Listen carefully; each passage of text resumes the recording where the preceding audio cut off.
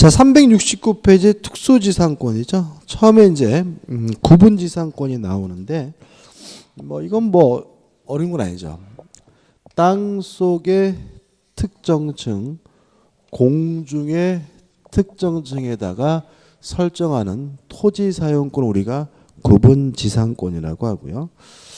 이번에서 구분지상권에 특색해가지고 가는 일반적인 내용인데 나번이 중요하죠.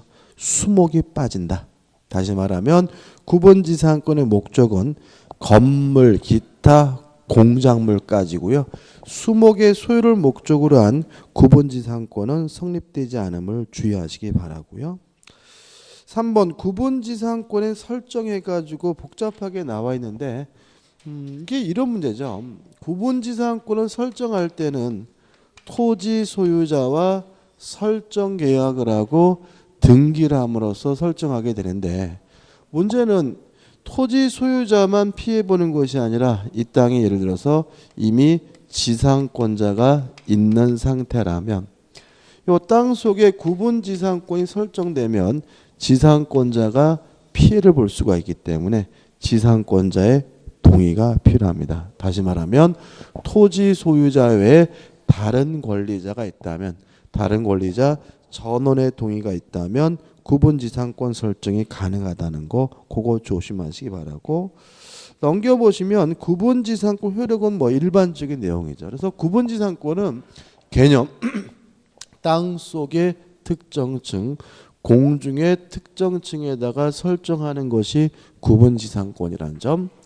두 번째는 구분지상권의 목적에서 뭐는 빠지죠? 수목은 빠진다는 점. 세 번째는 토지 소유자 외에 다른 권리자가 있다면 다른 권리자 전원의 동의가 있어야 구분지상권 설정이 가능하다는 점까지 기억하시면 되겠죠. 그 다음에 두 번째 분묘기지권입니다. 일단 분묘기지권도 지상권이니까 토지 사용권이죠. 분묘기지권도 타인의 토지를 사용할 수 있는 권리예요. 다만 일반적 지상권과 다른 점은 뭐냐면 분묘기지권 목적이죠. 분묘를 소유하기 위해서 남의 땅을 쓸 수 있는 권리죠. 그래서 지상권과 마찬가지로 분묘에 대한 권리가 아니라 토지에 대한 권리다. 따라서 분묘기지권이 있다는 말은 묘에 대해서는 소유권이 있고 토지에 대해서는 토지 사용권이 뭐가 있죠? 분묘기지권이 있다는 얘기고요. 이 개념에서 조심할 것은 분묘를 소유하기 위해서 남의 땅을 쓸 수 있는 권리다 보니까 분묘기지권을 취득하는 사람은 분묘의 소유자인데 우리 판례는 분묘의 소유자가 누구냐? 종손이다. 다시 말하면 상주인 장손만이 분묘기지권을 소유하고 다른 형제들이 분묘기지권을 공유하는 것은 아니라는 거 하나 주의하시면 됩니다.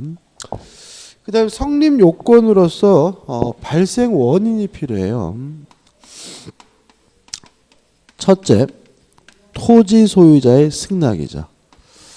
다시 말하면 토지 소유자로부터 승낙을 얻어서 묘를 썼다면 그 토지에 대해서 토지 사용권인 분묘기지권을 취득하게 되고요. 두 번째, 승낙 없이 무단으로 묘를 쓰면 점유하고 있는 상태에서 20년 지나면 취득시효를 하거든요. 여기서 조심할 것은 뭐냐면 남의 땅에다가 허락도 없이 묘를 썼다면 그 점유는 자주점유가 아니라 타주점유이기 때문에 취득시효하게 되는 권리는 소유권이 아니라 분묘기지권을 취득시효하게 된다는 거 주의하시면 되겠죠. 그 다음에 세 번째 원인은 임야거래입니다. 임야를 거래하면서 분묘를 처리한다라는 분묘를 철거한다, 이장한다 같은 특약을 안 하게 되면 새로운 소유자가 전 소유자에게 분묘기지권을 인정해 줘야 된다는 것이 판례 입장이고요. 네 번째 원인은 임야가 경매됐을 때입니다. 임야가 경매가 됐을 때 경락인은 전 임야 소유자에게 분묘기지권을 인정해 줘야 된다는 것이 판례 입장이죠. 그래서 넷 중에 한 가지 원인을 가지고 요건은 일단 분묘기지권은 관습법상 물권이기 때문에 등기할 수 없다. 등기 능력 자체가 인정되지는 않고요. 다만 분묘여야 되니까 반드시 시신이 존재해야 되고 공시방법으로서 반드시 봉분이 존재해야 되는 거죠. 그래서 등기할 수는 없고 시신이 있어야 되고 봉분이 존재된다는 거 주의하시 바랍니다. 그 다음에 내용 및 효력해가지고 우측에 판례가 잔뜩 나왔는데 이런 거죠. 첫째는 분묘기지권이 인정이 되면 묘를 철거당하지는 않는데 봉분 밑바닥 땅에만 인정되는 것이 아니라 분묘를 수호하고 봉사하기 위해서 필요한 범위까지 주의공지까지 확장이 되고요. 두 번째는 공법생의 제한을 받지 않습니다. 우리가 보통 공법 시간에 봉법 시간이나 중개사법 시간에 뭐 장묘 등에 관한 법률을 보면 면적 제한이 있는데 그런 조항을 적용받지 않는다는 거 주의하시기 바라고. 그 다음에 분묘기지권이라는 것은 이미 있는 묘를 소유하기 위해서 남의 땅을 쓸 수 있는 권리이기 때문에 어떤 형태든지 간에 묘를 설치하려면 다시 토지 소유자로부터 뭘 받아야 되냐면 승낙을 받아야 돼요. 따라서 합장할 수는 없습니다. 단분 형태로 합장을 하든 쌍분 형태든 뭐 하든요 합장을 하든 뭐 할 수는 없죠. 합장할 수 없다는 거 주의하시 바라고.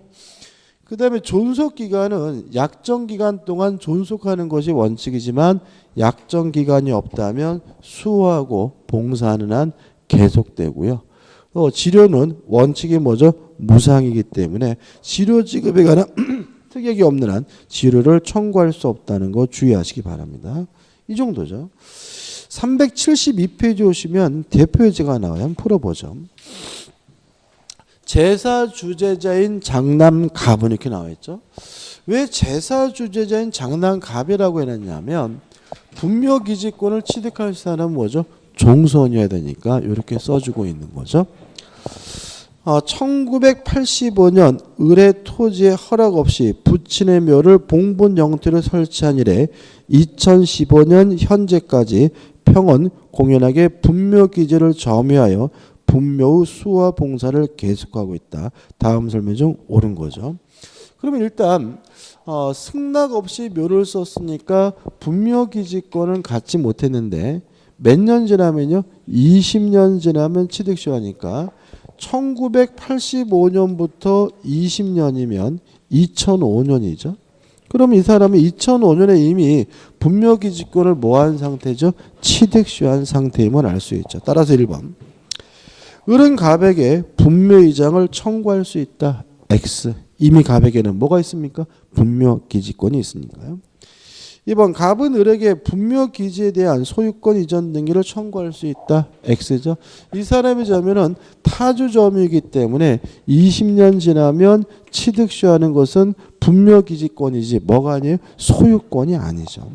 3번 갑은 부친의 묘에 묘친의 시신을 단분 형태로 합장할 권능이 있다. X죠. 어떤 형태든 합장할 수가 없고요.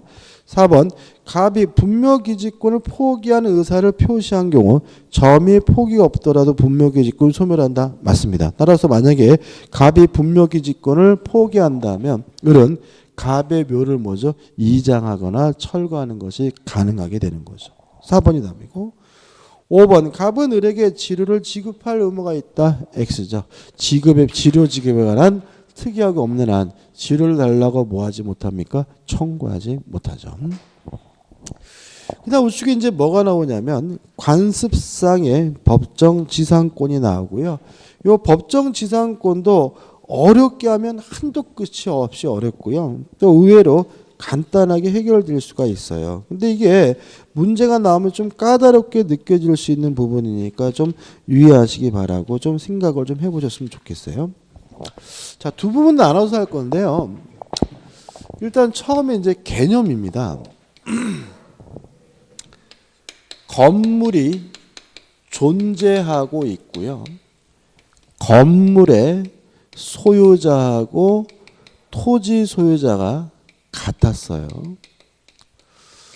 근데 이것이 만약에 매매, 기타 사유로 토지와 건물의 소유자가 달라지면 건물 소유자는 관습법상 법정지상권을 취득하기 때문에 건물을 뭐 당하지 않죠? 철거당하지 않죠. 뭐 간단합니다. 건물이 존재하고 건물과 토지 소유자가 같았는데 매매 기타 사유로 달라지게 되면 건물 소유자는 관습법상 법정지상권을 취득하고요. 건물을 뭘 당하지 않죠? 철거당하지 않습니다. 자, 여기서 이제 판례 가지고 이제 처음 보는 건데, 첫째, 건물이 존재하고 있으면 되고요. 이 건물이 무효가든 미등기든 따지지 않습니다. 또 건물과 토지 소유자가 같아야 되는데 언제냐면 매매 기타 사유가 있을 때죠. 다시 말하면 매매 기타 사유가 있을 때 건물이 존재하고 건물과 토지 소유자가 같으면 돼요. 맨 처음 원시적으로 같을 필요는 없고요. 그 다음에 두 번째는 이제 기타 사유인데 이 기타 사유는 나머지 개념이기 때문에 다 외울 수는 없어요. 그래서 우리는 기타 사유 중에 첫 번째 제외되는 거, 안 되는 거를 기억해 두셔야 되는데 첫째 환지죠. 환지 처분으로 토지와 건물의 소유자가 달라지게 된 경우에는 관습법상 법정지상권이 발생하지 않습니다. 두 번째는 원인행위의 실효입니다. 다시 말하면 무효, 취소, 해제 등으로 토지와 건물의 소유자가 달라진 경우에는 관습법상 법정지상권이 발생하지 않는다. 이렇게 기억하면 되고요. 두 번째 정리할 것은 토지가 공유인 경우입니다. 토지가 공유인 경우에는 원칙적으로 관습법상 법정지상권이 발생하지 않는다. 실제로 우리 공인중개사 시험에서는 원칙만 나옵니다. 근데 예외가 있어요.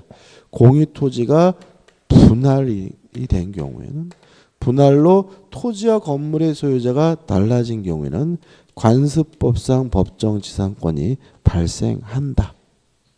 이게 전부입니다. 간단하죠, 그죠? 판례까지 다 한 겁니다. 자, 매매 기타 사유가 있을 때 건물이 있고 건물이 있다면 무효가 미등기든 상관이 없고요. 매매 기타 사유가 있을 때 건물과 토지 소재가 같았다가 달라지면 관습법상 법정지상권이 발생하는데 환지 처분이나 원인행위의 실효, 무효 취소, 해제 등으로 달라진 경우에는 관습법상 법정지상권 발생하지 않고요. 또 토지가 공유인 경우에도 원칙적으로 관습법상 법정지상권이 발생하지 않는데 토지가 분할된 경우에는 관습법상 법정지상권이 발생하게 된다. 이렇게 간단하게 정리하면 됩니다. 그 다음 두 번째 쟁점은 이런 문제입니다. 자, 예를 들어서 갑소유 토지에 건물이 을의 거예요. 그래서 을이 요건을 갖춰서 갑의 토지에 대해서 관습법상 법정 지상권을 취득했어요. 첫 번째 조심할 것은 만약에 을이 요건을 갖췄다는 이유로 관습법상 법정 지상권을 취득하기 위해서는 뭐 할 필요 없냐면 등기할 필요가 없다. 왜냐하면 법정 지상권은 법률 규정에 의한 지상권이니까 뭐 할 필요 없죠? 등기할 필요가 없죠.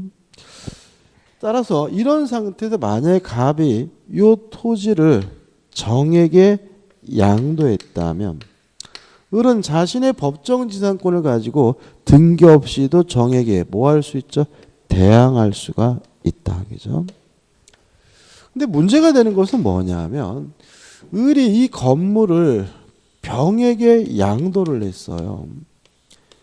양도를 했을 때 첫째 병이 지상권을 취득하느냐. 자, 우리가 지상권 개념 말씀드리면서 지상권은 뭐죠? 부정성, 수반성이 없다 그랬죠. 따라서 건물이 팔린다 그래서 지상권이 자동으로 뭐 되는 건 아니에요? 쫓아가는 것은 아니니까 병은 아직 지상권을 뭐 하지 못해요? 취득하지 못하죠. 다만 두 번째 건물을 철거당하지는 않습니다. 왜냐하면 병이 지상권을 취득하지 못한다는 말이지 지상권이 뭐 된 건 아니에요? 소멸된 것은 아니죠. 을이 아직도 법정 지상권을 계속해서 보유하고 있고요.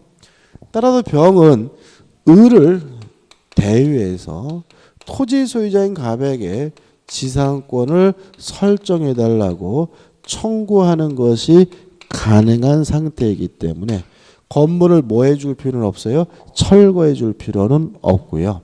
다만 지상권도 없이 남의 땅을 사용하고 있는 상태이기 때문에 사용이익은 부당이득으로서 반환을 해줘야 된다까지 기억해 두시면 됩니다. 이 부분도 시험에 잘 나와요. 그래서 관습법상 법정지상권에 대해서는 판례가 많긴 한데 판례 나중에 제가 정리해 드릴 거예요. 그렇지만 요 개념과 요건에서 요 정도만 확실하게 기억하시고요. 그 다음에 법정지상권이 있는 상태에서 건물이 양도가 됐을 때 한번 생각해 보시면 끝입니다. 자, 정리하는 의미에서요. 교재 376페이지 오시면 대표예제가 나와요. 갑은 자신의 토지와 지상 건물 중 건물만을 을에게 매도하고 건물 철거 등의 약정이 없이 건물의 소유권 이전 등기를 해 주었어요. 그러면 건물이 있고 건물과 토지 소유자도 다 누구였어요? 갑이었는데 건물만 매매하는 바람에 건물의 소유자는 을이고 땅은 여전히 누구 거예요? 갑. 건물과 토지 소유자가 달라졌으니까 을은 관습법상의 법정지상권을 뭐 하게 돼요? 취득하게 되는 거죠. 뭘 하지 않았더라도요? 등기하지 않았더라도요. 자, 틀린 걸 찾습니다. 1번. 을은 관습상의 법정지상권을 등기 없이 취득한다. 2번. 갑은 병에게 다시 문제를 또 봐야 되겠구나. 다시 문제 볼게요. 을은 이 건물을 다시 병에게 뭐죠? 매도하고 소유권 이전 등을 맞춰 주었다. 다음 설명이 틀린 거죠. 그러면 을이 병에게 건물만을 뭐죠? 양도했고 건물에 관한 소유권 이전 등기를 해줬지만 지상권에 관한 이전 등기를 해주지 않았기 때문에 병에게 아직 뭐가 없는 거죠? 지상권이 없다는 걸 알 수가 있죠. 1번. 을은 관습상의 법정지상권을 등기 없이 취득한다. 맞죠? 2번. 갑은 병에게 토지 사용에 대한 부당이득 반환을 청구할 수 있다. 맞습니다. 다시 말하면 병은 건물을 철거당하진 않지만 사용이익은 부당이득으로서 뭘 해줘야 돼요? 반환을 해줘야 되고요. 3번. 갑이 정에게 토지를 양도한 경우 을은 정에게 관습상의 법정지상권을 주장할 수 없다. X죠. 을은 등기 없이 법정지상권을 취득했기 때문에 새로운 토지 소유자인 정에게도 자신의 법정지상권을 가지고 뭐 할 수 있어요? 대항할 수가 있으므로 답은 뭐죠? 3번이 되는 거죠. 4번. 갑은 병에 대한 건물 철거 및 토지 인도 청구는 신의칙상 허용될 수가 없다. 다시 말하면 건물은 철거당하지 않고요. 5번. 만약 병이 경매에 의하여 소유권을 취득한 경우까지 일단 끊어볼게요. 자, 이런 문제입니다. 자, 땅이 갑의 것이고요. 건물이 을의 것이에요. 그래서 을이 지금 토지 사용권이 뭐가 있죠? 지상권이 있단 말이죠. 이런 상태에서 이 건물에만 전세권이 설정이 됐어요. 그러면 전세권의 효력이 어디에도 미치냐면 지상권에도 미칩니다. 따라서 건물 전세권자가 경매라면 경락을 받은 사람은 건물의 소유권뿐만 아니라 무엇도요? 지상권과 함께 취득하게 되고요. 이 건물의 저당권이 설정이 되면 이 저당권 효력이 어디에도 미칩니까? 지상권에도 미칩니다. 따라서 저당권자가 경멸하게 되면 경락인은 건물의 소유권뿐만 아니라 무엇도 함께 취득하죠? 지상권도 함께 취득하게 되는 거거든요. 다시 한번 보시면 5번. 만약 병이 경매에 의하여 건물의 소유권을 취득한 경우라면 이때 병은 무엇도 함께 취득했죠? 지상권도 함께 취득하게 되니까 특별한 사정이 없는 한 병은 등기 없이도 간습상의 법정 지상권을 취득한다는 지문은 뭐죠? 맞는 지문이고 이유는 건물에 설정된 전세권, 저당권력이 어디에도 미칩니까? 토지에 대한 지상권에도 그 효력이 미치기 때문에 그런 거죠. 오늘 여기까지 할게요. 여기까지 하고 다음 주에 뭐죠? 지역권을 들어갑니다. 아마 다음 주면은 물권법 다 끝낼 거예요. 그래서 저당권까지 끝내고 그리고 나서 아마 얼추 진도를 맞춰갈 것 같아요. 자, 오늘 수고 많으셨습니다. 고맙습니다.